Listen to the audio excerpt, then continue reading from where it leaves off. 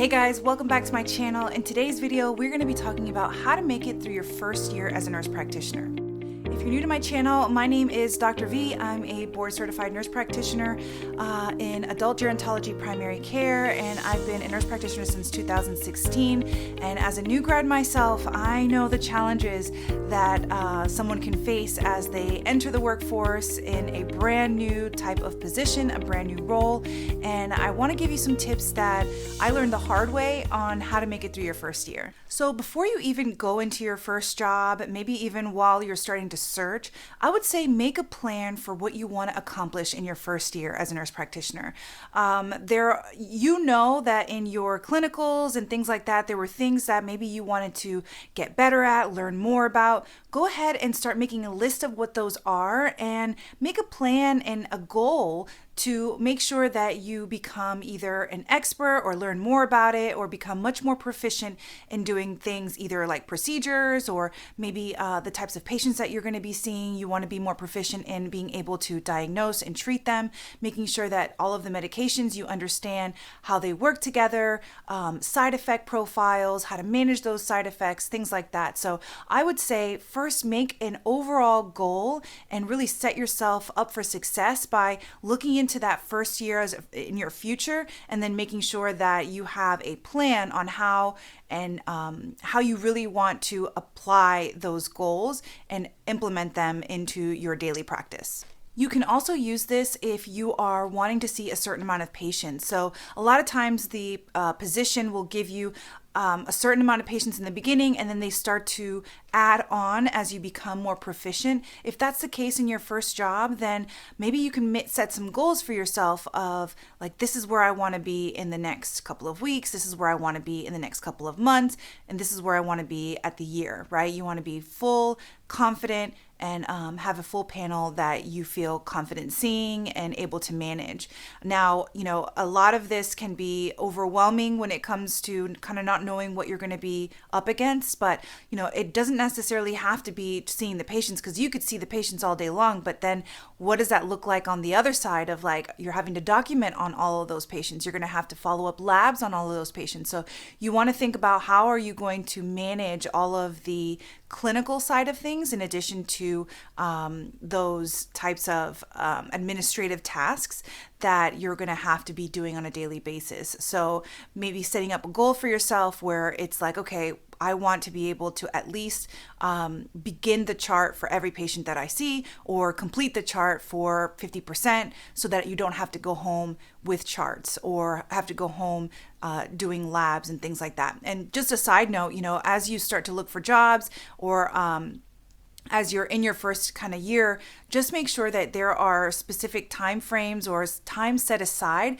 for you to complete those types of administrative tasks. Some jobs give you some like days off, like a day off. Sometimes they'll give you a certain amount of hours. So like, for example, my job right now, I work for endocrine, and basically, we have like an hour before the end of the day to begin looking at prior authorizations, doing labs, and really doing all the administrative tasks. In addition to that, we have about an hour before, we have an hour for lunch break, but technically it's 30 minutes with 30 minutes to do like our, catch up on questions and things like that from the morning. So that seems to work out really nicely for our clinic, but it just depends on where you're at and what works best. But making sure that that is at least on a goal, so that you are going to be able to have like a work-life balance.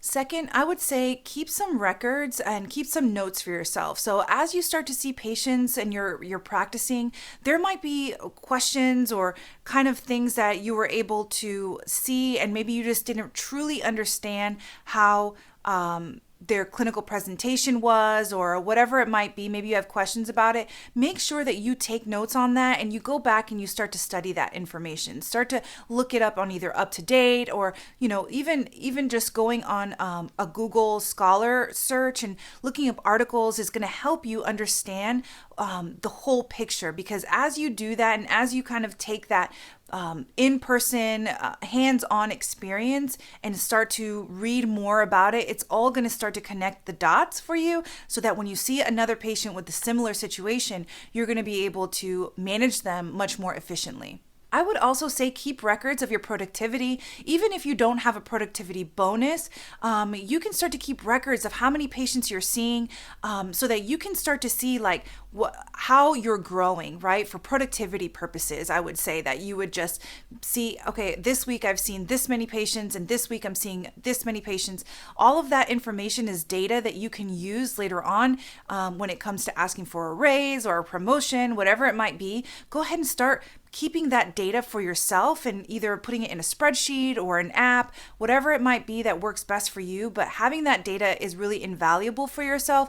Again, not just only to compare for you and see your growth, but also for your employer so that they can see your growth and it can back up whatever you might be bringing to them later on when it comes to raise or promotion or your annual review.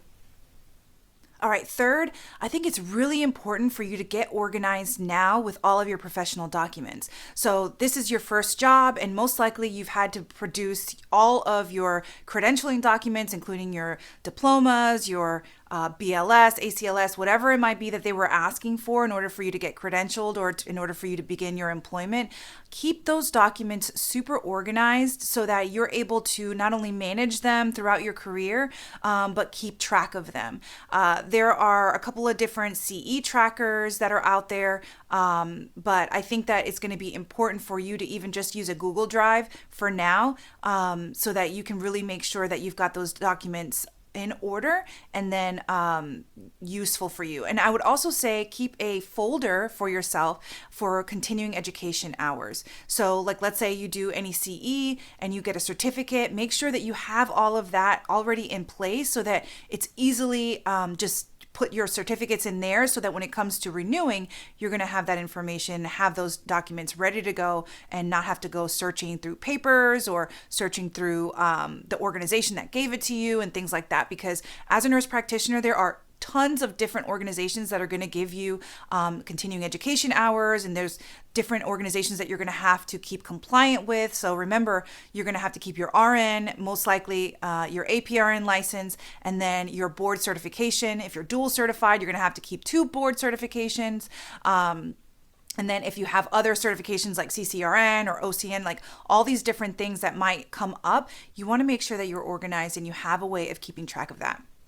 I would say also keep track of your resume, making sure that your resume is updated on every achievement. Like let's say you have gotten an achievement or an award for something, then I want you to think about putting that into your resume so that you don't forget it, right? A lot of times we are busy in clinic and a lot of times we don't even think about it, but these things are so important for you to keep track of because later on down the road, when it comes to maybe looking for another job, you're not going to remember it like 2 years ago, right? But if you keep an updated resume and you keep all of that information there, then it's really going to be helpful for you so that when it is time to either move on or move up, then you're going to have that information readily available to you.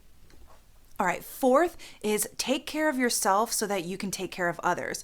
Being a nurse practitioner is super rewarding and really fulfilling for your career and your life, but it can't be all you do. And I know that it can be overwhelming, especially in the beginning. So I want you to make sure that you're taking time to do self-care, to make sure that you're doing things that bring you joy. So, setting that time aside intentionally is really going to help you have a long-lasting career and have a fruitful career so that you don't burn out. Because trust me, if you are trying to be everything to everyone and as a caregiver, right, you are a caregiver most likely to your patients and then also to your family. So always giving and giving and giving and not being able to fill your own bucket can really leave you drained and overworked and overwhelmed and sometimes unsatisfied in the work that you do. And the work that you do is really important. And I want to make sure that you are taking that time and making intentional time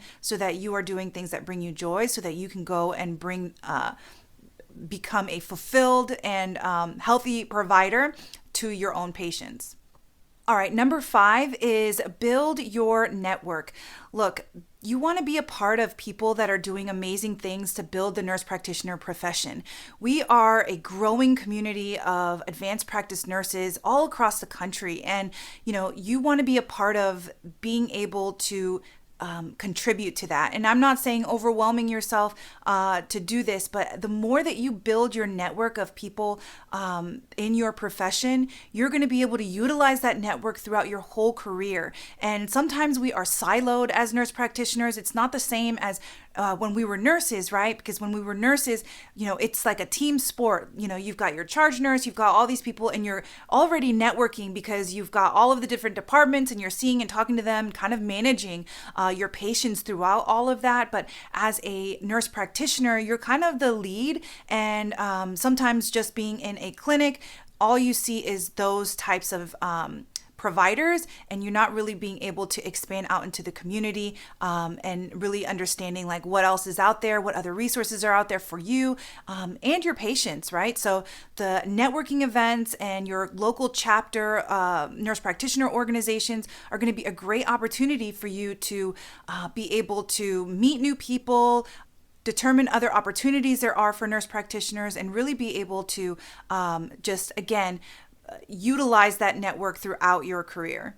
The people that you meet are going to be instrumental in the advancement of your career, and they can be, right? A lot of times they are well connected, they are leaders, they are people that have had a lot of experience in your community, and just connecting with them is going to be a great opportunity for you.